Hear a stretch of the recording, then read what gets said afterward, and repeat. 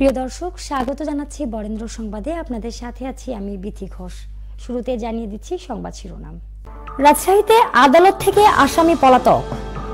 রাজশাহীতে ছাত্রীর নগ্ন ছবি ছড়িয়ে দেওয়া সাইবার প্রতারক মুন্না গ্রেফতার। রাজশাহীতে বিশেষ অভিযানে আওয়ামী লীগ ও যুবলীগের 2 কর্মী সহ 17 জন গ্রেফতার। বিগত সরকারের আমলের অনিয়ম খুঁজতে রাবির সত্যানুসন্ধান কমিটি। এতক্ষণ শুনছিলেন সংবাদ শিরোনাম, এবারে জানাবো পুরো খবর। রাজশাহীর আদালত থেকে এক মাদক মামলার আসামি পালিয়ে যাওয়ার ঘটনা ঘটেছে। বৃহস্পতিবার দুপুর 2:45টার দিকে রাজশাহী মেট্রোপলিটন ম্যাজিস্ট্রেট আদালত 2 মাদক মামলার সাজাপ্রাপ্ত আসামি হাজিরা শেষে পুলিশ হেফাজত থেকে পালিয়ে যায়। পলাতক আসামির নাম আরিফ। তিনি নগরীর রাজপাড়া থানার 13 খাদিয়া ডাবতলা এলাকার জাকির হোসেনের ছেলে। রাজশাহী মেট্রোপলিটন পুলিশের অতিরিক্ত উপপুলিশ কমিশনার সাবিনা ইয়াসমিন এ তথ্য নিশ্চিত করেছেন। তিনি বলেন, বৃহস্পতিবার দুপুরে রাজশাহী মেট্রোপলিটন ম্যাজিস্ট্রেট আদালত 2 মাদক মামলার সাজাপ্রাপ্ত আসামি আরিফ হাজিরা দেয়। হাজিরা শেষে দায়িত্বরত পুলিশ কনস্টেবল মাহমুদুল হাসান আসামিকে হাতকড়া পরা অবস্থায় মেট্রো কোর্ট হাজতখানায় নিয়ে আসার সময় পুলিশ হেফাজত থেকে পালিয়ে যায়। তিনি আরও বলেন, এই ঘটনার পর থেকে আসামিকে গ্রেফতারের অভিযান অব্যাহত রয়েছে। পাশাপাশি কারো দায়িত্বে অবহেলা আছে কিনা সেটিও খতিয়ে দেখা হচ্ছে। কারো দায়িত্বে অবহেলা পেলে তার বিরুদ্ধে ব্যবস্থা গ্রহণ করা হবে।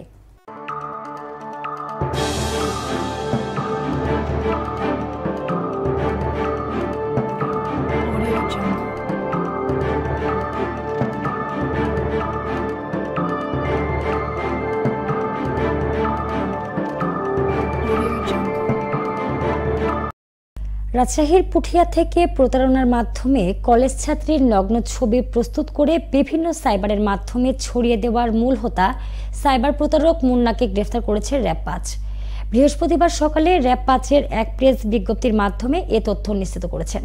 বুধবার বেলা 3টার দিকে জেলার পুঠিয়া থানাধীন ঝলমলিয়া নামক এলাকায় অভিযান পরিচালনা করে রাজশাহী মহানগরীর বোয়ালিয়া থানায় পর্নোগ্রাফি নিয়ন্ত্রণ আইনে রুজুকৃত মামলার আসামি ঝলমলিয়া বাজার এলাকার আশরাফ উদ্দিনের ছেলে মনোয়ার হোসেন মুন্নাকে আটক করেন। ঘটনার সূত্রে জানা যায়, ভুক্তভোগী ভিকটিম রাজশাহী সরকারি ডিগ্রি কলেজের অনার্স 3য় বর্ষের অধ্যয়নরত একজন শিক্ষার্থী। গত 11 তারিখ আনুমানিক দুপুরে বোয়ালিয়া মডেল থানাধীন জাদুঘর মোড়স্থ নাফিসা ছাত্রীনিবাসে অবস্থানকালীন আসামি একটি জিমেইল আইডি থেকে ভিকটিমের ব্যক্তিগত জিমেইল আইডিতে একটি নগ্ন ছবি পাঠিয়ে নানা রকম হুমকি প্রদান করে।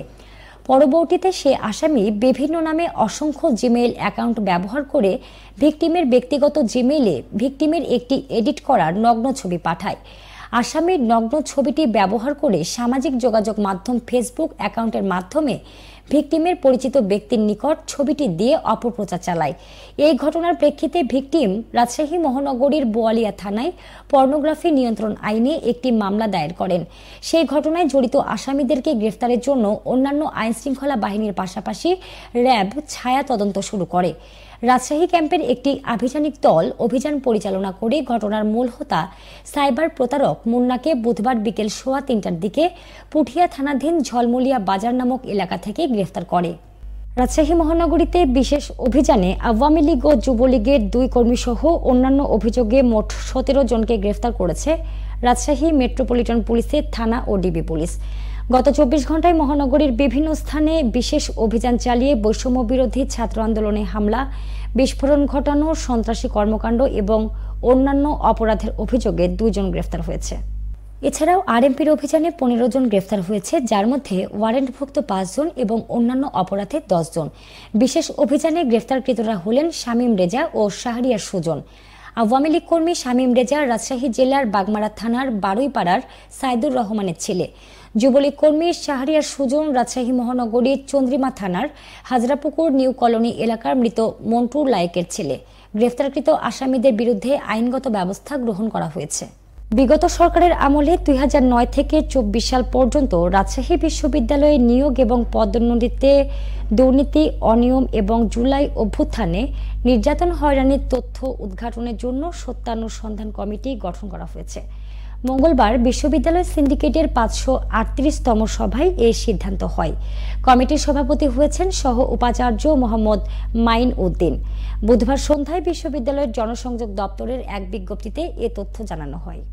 বিজ্ঞপ্তিতে বলা হয়েছে 2009 সাল থেকে বিশ্ববিদ্যালয়ে বিভিন্ন অবকাঠামো নির্মাণ, রক্ষণাবেক্ষণ এবং অন্যান্য উন্নয়ন প্রকল্পে দুর্নীতি এবং অনিয়ম, শিক্ষক কর্মকর্তা কর্মচারীদের নিয়োগ ও পদোন্নতিতে দুর্নীতি, অনিয়ম ও বঞ্চনা এবং বিশেষত 2024 সালে জুলাই গণ অভ্যুত্থানকালে সংগঠিত বিভিন্ন নির্যাতন এবং হয়রানি সম্পর্কে তথ্য উদ্ঘাটনের জন্য একটি সত্যানুসন্ধান কমিটি গঠন করা হয়েছে।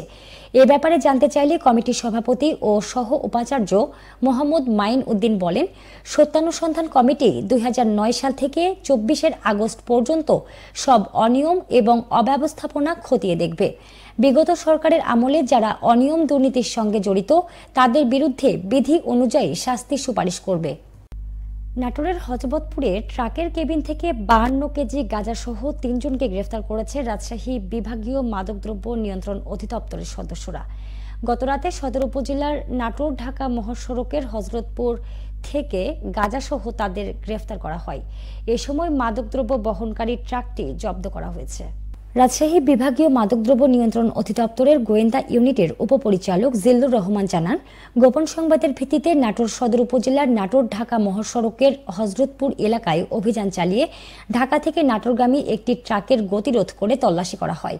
তল্লাশিকালে ট্রাকের কেবিনের ভেতরে 10টি পোটলায় রাখা 52 কেজি গাঁজা উদ্ধার করা হয়।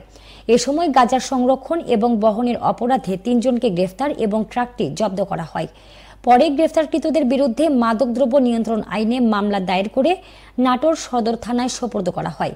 গ্রেফতারকৃতরা হলেন কুড়িগ্রাম জেলার নাগেশ্বরী থানার গোপীনাথ কাশিরদারা গ্রামের জবেদ আলীর ছেলে হোসেন আলী, সিরাজগঞ্জ জেলার শাহাদাতপুর থানার পোতাজিয়া বাজারপাড়া মহল্লার মৃত এনায়েত আলীর ছেলে শরীফ ইসলাম এবং একই এলাকার কাশেম প্রামাণিকের ছেলে সবুজ আলী প্রামাণিক। এই ছিল বরেন্দ্র সংবাদে। সাথে থাকার জন্য ধন্যবাদ।